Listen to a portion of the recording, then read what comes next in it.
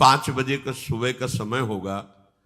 आगे आगे पूज्य सदगुरुदेव भगवान दंडवती परिक्रमा में गिरिराज जी में, पीछे पीछे उनके चरण रज में लुटते हुए चल रहे। थोड़ा अंतराय भी था। कमर में से हाथ रखे हुए एक बालक, ए बाबा पैसा दे दे।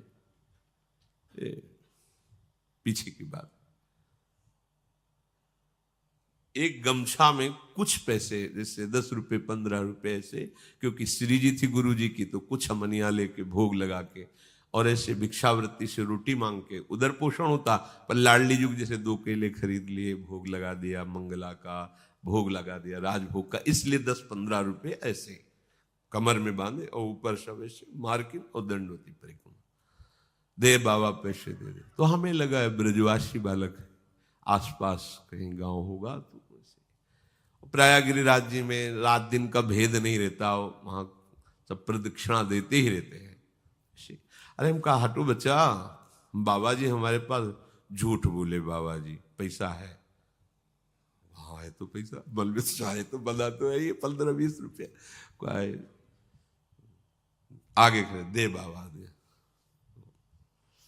से निकाला, कागज का 1 रुपया भी उस समय चलता था, सिक्का होते थे, पर सिक्का बांध नहीं सकते, तो कागज का भी 1 रुपया। उसने कहा लो जाओ। ऐसी चितवन से देखा कि ऐसा लगा कि कोई सर्वाश्चर्य में सुख है। बुद्धि काम नहीं कर रही थी कैसा वो। आगे बड़े रहा नहीं गया, महाराज जी यहाँ कोई पास में गांव है नजदीक क्या? यहाँ नहीं, थोड़ा 2 किलोमीटर के लगभग आगे है जतीपुरा, यहाँ तो कोई। तो कहीं बालक अभी एक वो बार बार कह रहे थे 1 रुपया है, बालक थोड़ी है, यहाँ तो श्री कृष्ण।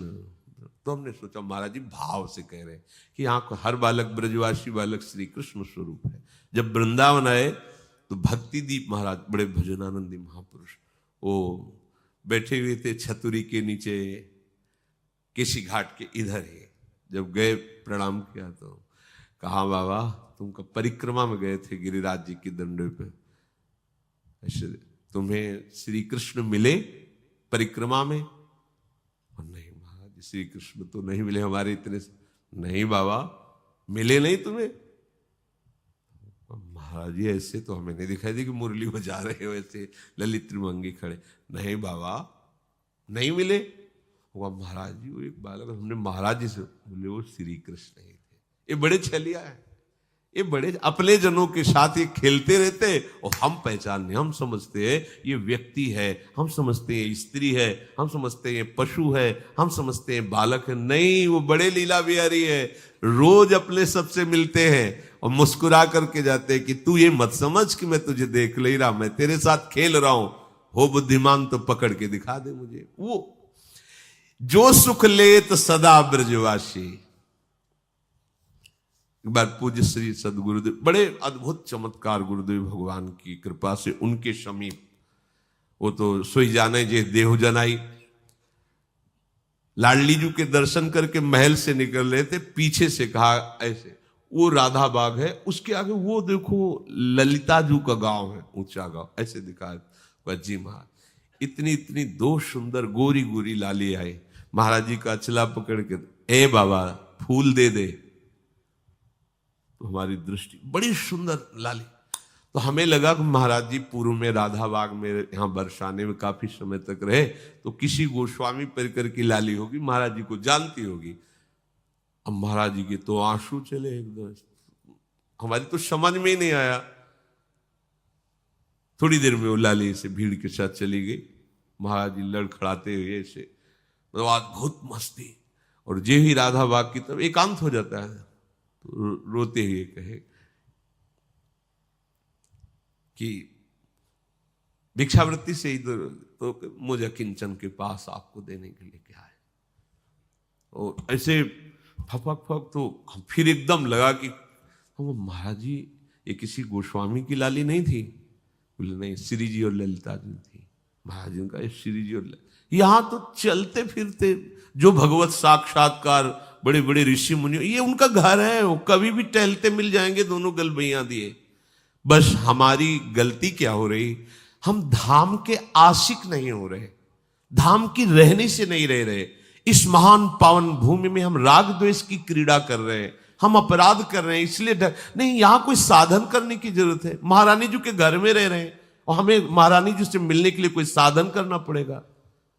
भैया, और देश के बसत ही अधिक भजन जो होए, ये सम तो पूजत नहीं वृंदावन रह सोए। अब कैसे कैसे, ये कोई कहानी थोड़ी है, ये कोई ऐसे थोड़ी कि वृंदावन की जय बोलने के लिए महापुरुषों ने बढ़ा चढ़ा, ऐसा नहीं है, अक्षरशः सत्य है। ये वृंदावन सच्चिदानंद घन है, ये सिद्ध भूमि है, ये प्रेम भूमि है। आपको केवल अनुभव इसलिए नहीं हो रहा कि आप यहां की रहनी से नहीं रह पा रहे। अगर हम लोग रहनी से रहे तो यहां साधना नहीं करनी। प्यारी जो प्यारे जो ऐसे गलबैया देकर मिल जाते, उनका घर है, वृंदावन मिल गया मतलब प्यारे जो मिल गए। यहां घर घर हुए रहे हो खिलौना, जगत कहत जाको अविनाशी।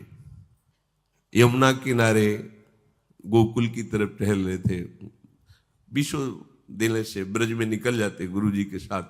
गुरु जी ऐसे यमुना किनारे बैठे हैं, बार बार ऐसे कर जैसे कोई उनके साथ खेल रहा है, और वो खेल तो दूर से हम देख, बड़े गंभीर मुद्रा में। अब तो बड़ी कृपा करके सबको सुख देने के लिए आरती कर रहे हैं प्रगट में। श्री जी के दर्शन नहीं कर सकते थे महाराज जी के, लाडली कुंज में से कोई की महाराज नहीं, राधा वल्लभ जी के मंदिर में जाए, संभाषण ही नहीं, देखना ही नहीं, दरवाजा ही नहीं खोलना, बिल्कुल एकांतिक जी। वो तो आज कृपा बरसा रहे, कृपा कर रहे हैं। बाद में पूछा, महाराज जी जो चेष्टाएं अभी हो रही थी, तो उनका राधा वल्लभ जी थे, कह रहे थे इधर क्यों टहल रहे हो, आओ ना वहां, उधर आओ, वृंदावन में आओ। तो यहाँ हमारे साथ खेल रहे थे ऐसे। आपको आश्चर्य लगेगा, ऐसा कैसे हो सकता है? ये वो धाम है जहां सहजता से सच्चिदानंद प्रभु के साथ खेलने का अवसर मिला है। खेलने का आप नहीं समझ पा रहे। कोई साधन की सामर्थ्य नहीं कि लाड़िलों के समीपता स्वीकार कर पावे कोई। ये खुद इतने दयालु कृपालु है कि आपके गले पड़ जाएंगे आके, आपके साथ खेलेंगे आके। बस आवश्यकता है इनके लिए जीवन समर्पण करने की। हम लोग बहुत कच्चे हैं, बहुत अधूरे हैं। कितना सुंदर अवसर मिला, वही फंसे हुए हैं तात मात सुतदार में, वही अपनी इंद्रियों के दुलार में, मन के दुलार में फंसे। नागरी दास, ध्यान दीजिए, नागरी दास ये विश्व ते न्यारी, लग गई हाथ लूट सुख राशि, जो सुख लेत सदा ब्रज। ये बढ़िया दांव लग गया, जीत जाओ, नहीं कभी नहीं जीत पाओगे। लूट मच गई, या लूट मच रही सच्चिदानंद की। अब जीवन तुम्हारा ऐसे सुखमय हो जाएगा, शब्द नहीं हमारे पास, नहीं है शब्द वर्णन करने के। लाडली जी की कृपा के, लालजू के दुलार के। आज हमारे ऊपर दुलार है, तब हम यहां सब बैठे हैं। नहीं समझ पा रहे आप। आपको लग रहा है हम पैसा लगा के वृंदावन आए हैं, हम पैसा लगा के वृंदावन वास कर रहे हैं। भूल जाना, भूल जाना। 60,000 वर्ष तक ब्रह्मा जी ने तपस्या की कि वृंदावन में रहने की तो मेरी सामर्थ्य नहीं, अगर गोकुल में रहने को मिल जाए तो। पास नहीं हुआ सरकारी कागज। 60,000 वर्ष की तपस्या। अपने 60 मिनट भी नहीं बैठ सकते एकाग्र होकर के, अपने को वृंदावन वास। क्या समझते हो तुम पर कितनी कृपा है? श्री यमुना जी का पावन दर्शन, वृंदावन धाम का वास और संतों का उच्छिष्ट और राधा वल्लभ नाम, ये जीत गए। अब कुछ बकाया नहीं रह गया। अच्छा, रोज यमुना जलपान ना करो तो बैठे हो तो यमुना जी की ही वाई वाह रही। यहां तो माला माल है, काहे को तुम टेंशन ले रहे हो? काहे को बेमतलब सुख समुद्र में बैठकर जल रहे हो? है पानी में मीन प्यासी, मोई सुन सुनी आवे हासी। समुद्र में बैठा हो, प्यास प्यास चिल्ला रहा, प्रेम समुद्र। अब निज धर्म आपनो कहे तहा नित्य वृंदावन रहत बहुत प्रेम सागर जहां। वृंदावन का वास हमें मिल गया, या वृंदावन का आश्रय मिल गया, और मुख में नाम चल रहा है और संतों की जूठन मिल गई, तो आप कहोगे कि आज से भेजिए फिर जूठन। ये आप पा क्या रहे हैं? ये क्या पा रहे हैं? जूठन का मतलब रोटी दाल की जूठन नहीं है, भूल जाओ। यही संतों का उच्छिष्टामृत उन्होंने जो अनुभव किया, स्वाद लिया, वो तुम्हें दे रहे। जो नाम हमारे गुरु जी जप रहे, जो नाम हमारे आचार्य जप रहे, वही नाम तुम्हें मिला है। हरिवंश महाप्रभु के श्री मुख में निरंतर राधा वल्लभ, राधा वल्लभ, राधा वल्लभ, वो आदेश कर रहे हैं, राधा वल्लभ लाल को हृदय ध्यान मुख नाम। वही तो चला रहा है परंपरा से, आप क्यों नहीं जप रहे? चलत फिरत सुनियत यह श्री राधा वल्लभ लाल, अमृत नाम है राधा वल्लभ, अमृत नाम। प्रियाजू को अधीन करने के लिए बहुत सुंदर अवसर मिल गया है। श्रीधाम वृंदावन हमारा सहायक है। गुरुदेव हाथ पकड़ करके ले चल रहे, हम लड़खड़ा के गिरेंगे भी तो इतने समर्थ हैं, हमें पकड़ लेंगे। बस हमें चाल अपनी उधर ही बढ़ानी श्री जी की तरफ। देखो, इसमें आपको एक विशेष सावधानी रखनी। परमार्थ में आपके सामने भय या प्रलोभन दो उपस्थित होंगे। आप माना भयभीत हो गए, लेकिन बढ़ना प्रियाजू की तरफ ही। प्रलोभन हो गया, देख रहे उस भोग की तरफ, लेकिन कदम तुम्हारे नहीं रुकने चाहिए, बढ़ना प्रियाजू के, तो जीत जाओगे। अगर प्रलोभन में खड़े हो गए या भय से पीछे मुड़ गए तो घाटा हो जाएगा। नागरी दास विश्व ते न्यारी, लगी गई हाथ लूट सुख राशि। सुख में निमग्न हो जाओ। जिसकी सहायक प्रिया प्रीतम, उसको गिरा कौन सकता है? अभी तुम समझ ही नहीं पाए, तुम अनाथ हो क्या यार? इतना हम देखते हैं व्यक्ति में अपना भार लिए डोल रहा है, तब परेशानी ये लगती है कि अरे पागल, तू काहे को इतना भार लिए? मेरे प्रभु घोषणा करके कह रहे हैं योगक्षेमम वहाम्यहम्। तुझे भरोसा नहीं हो रहा? केवल तू राधा राधा बोल, बस चिंता मत कर, भविष्य की चिंता मत कर, अपने पालन की चिंता मत कर, अपनी रक्षा की चिंता मत कर, मेरा भजन सुरक्षित बचा रहे, बिल्कुल चिंता मत कर। वो हर समय आप पर नजर रखे हैं। जो प्राप्त कराना है आगे आगे प्राप्त कराते जाएंगे, जो बचाना है, रक्षा करना है, वो रक्षा, ये उनका भार है, हमारा नहीं है। हमारा सिर्फ काम है राधा राधा राधा राधा राधा। प्रभु कह रहे माम अनुस्मर, सतत मेरा स्मरण कर। अब इस बात पर ध्यान देते हैं कि स्मरण हमारा सतत क्यों नहीं होता। स्मरण तीन तरह से होता है। एक होता है बोधजन्य, एक होता है संबंधजन्य, और एक होता है क्रियाजन्य। बहुत ध्यान से सुनना, बड़ा लाभ का विषय है। भगवान का आदेश है तस्मात् सर्वेषु कालेषु माम अनुस्मर, मेरा बार बार स्मरण करो। स्मरण तीन प्रकार से होता है। एक होता है बोधजन्य, एक होता है संबंधजन्य, और एक होता है क्रियाजन्य। जो बोधजन्य स्मरण है, इसमें भजन करना नहीं पड़ता। ये बहुत कृपा से स्थिति होती है।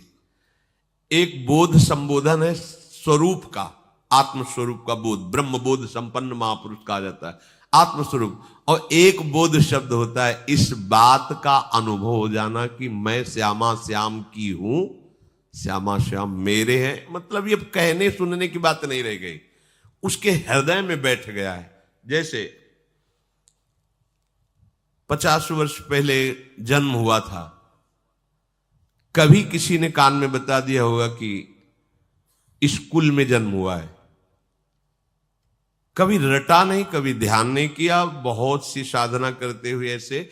आज भी अगर कोई भी कहे कि आपका शरीर किस स्कूल में, तो किसी पूछना नहीं पड़ेगा कि भाई मैं किस स्कूल में जन्मा हुआ, ये शरीर किस स्कूल में, नहीं पूछना, वो अमुक बोल देंगे। ये क्या हुआ? बोधजन्य स्मरण। कभी जपा नहीं, कभी ध्यान नहीं किया, पर कभी भूला भी नहीं। वो बना हुआ कि ये शरीर कहां जन्मा, किस कुल में जन्मा। ये इसे बोधजन्य स्मरण कहते, पर ये असत है, इसकी कोई महत्ता नहीं, ये असत है। ऐसे ही गुरु कृपा से हमारे हृदय में बात बैठ गई कि अरे मेरे असली आश्रयदाता तो श्यामा श्याम, में भूल कर भटक रहा था संसार के संबंधों में। स्वीकृत, मैं श्यामा जू की, मैं श्यामा जू की। अगर ये बात अंदर बैठ गई है गुरु कृपा से, तो कैसी भी परिस्थिति हो, आप देखना, इसकी पहचान है। अगर आपको भारी दुख पड़ रहा है तो तत्काल आपकी वृत्ति श्यामाजू पे गई या किसी व्यक्ति पे गई? अगर व्यक्ति पे गई, फेल साहब, बात अभी बनी नहीं। सीधे केवल श्यामाजू के चल, राधा राधा राधा। अब क्या होगा भैया? हम तो नहीं जानते, श्री जी के सिवा हमारा कोई परिचय वाला नहीं और कोई पावर नहीं। हमारी श्री जी है, श्री जी के सिवा कोई नहीं। यही सुई आनी चाहिए। आप बराबर स्मरण नहीं कर रहे, अंतर में आपके बैठा है श्री जी के सिवा मेरा कोई नहीं। भारी सुख की वृत्ति है, किसी व्यक्ति पे सुई नहीं जानी चाहिए कि ये बड़ी कृपा की, ये ला करके वस्तु दी, ये इतने रुपए। अगर ऐसे गई आपके चिंतन की धारा, गई, सब गड़बड़ कर दिया। भारी से भारी अनुकूल या प्रतिकूल परिस्थिति में आपके अंतर की वृत्ति केवल श्यामाजू के, यह बोधजन्य स्मरण। अब स्मरण नहीं करना पड़ेगा, वो हर समय ठसक बली रहेगी। संबंध का दूसरा स्वरूप आता है स्मरण का। गुरु जी से संबंध हुआ, उन्होंने श्यामा श्याम से संबंध करवाया और हमने स्वीकार किया। अब हमें हर समय देखना है कि मैं तो प्रियाजू की बिकी हुई हूं, मेरा कोई अस्तित्व तो नहीं है। तनु वांग मनोभीर अमलई सोहम तविवाश्रिता, इसमें संबंध जनित स्मरण आता है। संबंध से बहुत शीघ्र कल्याण होता है। जैसे मामा प्रयागदास जी की आप कथा सुने तो संबंध, मेरे राम जी जीजा और जानकी जी जीजी, ठसक, मैं उनका साला हूं, मस्त एकदम। कोई कहता कि अरे मामा कभी माला तो चलाते, तुम्हें देखते नहीं, किसका माला चलाएं? अरे मेरे बहनोई चक्रवर्ती सम्राट महाराज श्री राम और मेरी जीजी जानकी जी, अब मैं किसका माला चलाऊं? ऐसे गिरदा में से संबंध हर समय ठसक बनी हुई, मेरे प्रियालाल, मेरे श्यामा श्याम। हम लोगों का स्मरण इन दोनों में नहीं है, ना बोधजन्य है, स्वरूप बोध, संबंध बोध, दोनों में नहीं है। तीसरे में है, वो भी बड़े भाग्यशाली है, क्रियाजन्य। अभ्यास हम कर रहे हैं, श्यामा श्याम हमारे हैं, श्यामा श्याम श्यामा श्याम, पर अंदर बैठा हुआ है हमारी मौसी है, हमारी मम्मी, हमारे पापा है, हमारे अमुक संबंधी है। संबंध हमारा जगत से, संबंध हमारा देह से। अभ्यास कर रहे हैं कि श्यामा श्याम का मैं हूं, मैं उनका अंश हूं, उनका नाम जप कर रहे हैं। इसमें अखंड भजन करने का अभ्यास कर रहे, अखंड भजन होता नहीं इसमें। बोध में अभ्यास भी नहीं है, चिंतन का कोई प्रयास भी नहीं है। उसका कैसे चिंतन होता है? गोस्वामी जी ने बिल्कुल सरल भाषा में बताया है, तुलसीदास जी ने। कामिही नारी प्यारी जिमी, लोभी प्रिय जिमि दाम, तिम रघुनाथ निरंतर, प्रिय लागहु मोहि राम। कामी कोई बैठ के ध्यान करता है क्या स्त्री का? पर कभी क्या ध्यान भूलता है क्या? ये है सच्चा भजन। ये लोभी आदमी क्या धन का कभी ध्यान करता है क्या? पर कभी क्या भूलता है क्या? सतत उसी में स्थिति उसकी रहती है। ऐसे श्यामा श्याम में महत्पुरुषों की स्थिति रहती है, जिनका संबंध सिद्ध हो गया है, सहचरी भाव को प्राप्त हो रहे, उनको भजन करने की जरूरत है। अरे उनका रोम रोम प्रियालाल में है, रोम रोम रग रग श्यामा श्याम का दासत्व स्वीकार किए हुए विराजमान। बुरी सखी कह रहे रोम रोम जब रग रग बोले तब कुछ स्वाद नाम को। अपने लोगों की स्थिति क्रियाजन्य है, इसमें बहुत खतरा है। क्योंकि कभी भजन की क्रिया होती, कभी भोग की क्रिया होती है, कभी योग की क्रिया होती, कभी वियोग की क्रिया होती है। ये बहुत खतरनाक स्थिति। अभी भजन की ये स्थिति ठीक नहीं है, क्योंकि जब कभी प्रतिकूलता आती तो न संबंध दिखाई देता है, न बोध दिखाई देता है, केवल क्रिया थी, क्रिया ये दिखाई देता। आपकी शरणागति एक क्रिया थी, आपका भेष परिवर्तन एक क्रिया था, क्या न संबंध था न बोध था, इसीलिए बात बनती नहीं। अगर संबंध की ही ठसक आ जाए तो बोध होने में देर न लगे। अगर क्रिया भी गुरु आज्ञा के अनुसार होने लगे तो संबंध का अनुभव होने में देर न लगे। चलते तो हम प्रथम सीढ़ी से हैं, नागरीदास जी महाराज बड़ी ठसक से बोल रहे हैं, हमारी सबही बात सुधारी, कृपा करी श्री कुंज बिहारी और श्री कुंज बिहारी। क्या बोले? राख्यो अपने वृंदावन में जीठा रूप उजारी। अब हमको क्या चिंता करनी है? हम वृंदावन वासी हैं, चिंतन करना है, चिंता नहीं करनी है। अब जहां हम ये कह देते कि क्या चिंता करनी, बेपरवाह रहो, तो इस बात को तो समझ नहीं पाते और भोगों का चिंतन करके भोगों में उतर गए। ये बेपरवाही है, मूर्खता है। चिंता नहीं करनी, चिंतन करना है। स्वामिनी जी का चिंतन, अपने वृंदावन में हमें रख लिया, हमारी सारी बात सुधार दी। जीठा रूप उजारी, नित्य केले आनंद अखंडित, रसिक संग सुखकारी। कलह कलेश न व्यापे ईठा ठोर विस्तृते न्यारी, नागरी दासी जन्म जितायो, बलिहारी बलिहारी, हमारी सब ही बात सुधारी। आपके मन में आता है ये बात? हमारी बात हो गई। आपको कोई अगर पूछे कि आपकी साधना क्या, आपका कल्याण क्या, हमारा सब हो गया। क्या? अरे वृंदावन वासी, तुमको अब भी चिंता है कल्याण की? हम वृंदावन वासी अब भी हम पापी हैं? हमारी स्वामिनी जो अब भी हमें किसी के आगे कल्याण की भीख मांगनी पड़ेगी? तुम सोचो अपने विषय में। हम तो ब्याज भरोसे कुंवर की सोवत पा, ये ठसक संबंध तो क्या कभी विस्मरण होगा क्या? नहीं, पर हम इसका दुरुपयोग करते हैं, भोगों में खेलते हैं और कहते हैं ब्याज भरोसे कुंवर के सोवत पांव पसार। गलत बात है, गलत बात है। कृपा का अनादर मत कीजिए। मनमानी आचरण, विषय प्रपंच की वार्ता, चिंतन और कहते हो ब्याज भरोसे कुंवर के, सो कुंवर के भरोसे से कहीं पापाचरण होता है? स्वामिनी का भरोसा हो तुम्हारे हृदय में, तुम्हारे अंदर भोग वासना, अरे कैसी बात करते हो? समस्त लोगों का स्वामी जिनसे कृपा की याचना करता है, उन स्वामिनी की ठसक हृदय में हो और फिर तुम अशांत, और बात बनी नहीं। समझो अभी ठसक नहीं आई। ये अब क्रियाजन्य जो हमारा भजन है उसको समझिए। ये यद्यपि कहने में तो तीसरे नंबर में है, पर हमारे चलने में पहले नंबर में है। हमारे लिए आखिरी नंबर है बोधजन्य, संबंधजन्य, और फिर ये क्रियाजन्य। ये पहली सीढ़ी है भजन की अच्छी, क्रियाजन्य भजन। इसमें क्या होता है कि दो प्रकार के साधक होते हैं, एक विरक्त और एक गृहस्थ। दोनों भगवत प्राप्ति की योग्य है। अगर गृहस्थ हैं, ध्यान देना, इसमें भी प्रकार है। वो संसार का कार्य करते हुए प्रधान भाव संसार का रखते हैं और गौड़ भाव भजन का रखते हैं। कि कहा था राधा राधा राधा राधा, पर प्रधानता है कि संसार का कार्य छूटने न पावे, बिगड़ने न पावे, घाटा न होने पावे गृहस्थ में। क्योंकि सारा कार्य रुपये से चलेगा, राधा नाम से थोड़ी चलेगा। ऐसी भावना मूल में उनके बैठी है, उनके हृदय में बात बैठी। क्रिया करूंगा तो धन मिलेगा, धन मिलेगा तो हमारी बात बनेगी। हाँ, थोड़ा मंगल हो जाए, आनंद हो जाए, इसलिए राधा नाम भी लेते रहते हैं।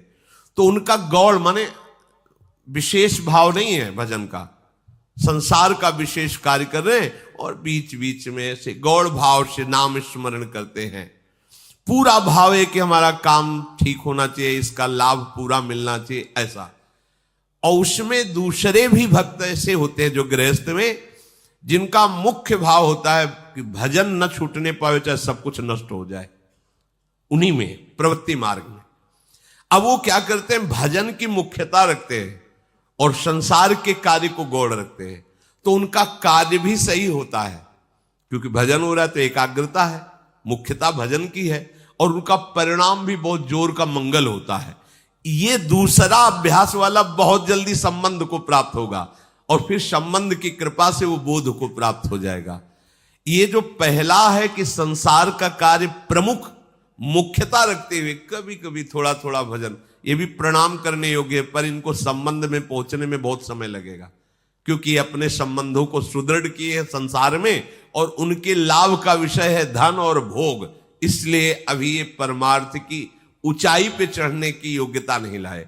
दूसरा जो मुख्य बात उसके हृदय में बैठ गई कि हानि हरिवंश के नाम अंतर परे, लाभ हरिवंश उच्चरत बानी। अगर मुझे 1 घंटे में 5 लाख रुपए मिलते हैं और नाम छूट गया तो 5 लाख किस काम के? क्योंकि हम 5 लाख रुपए से 5 सेकंड भी समय नहीं खरीद सकते जो 1 घंटे समय दिया। इतना विचार सुदृढ़ वो नाम नहीं छोड़ सकता। मुख्यता नाम की रहती है, गौड़ कार्य रहते हैं। पूरा हो तो ठीक, ना पूरा हो तो ठीक, श्री जी जाने, भजन पूरा होना चाहिए। ये परमार्थ की ऊंचाई पर चढ़ने की जो क्रिया कर रहे हैं, क्रियाजन्य भजन, ये इनको ऊंचाई में पहुंचा देगा। जो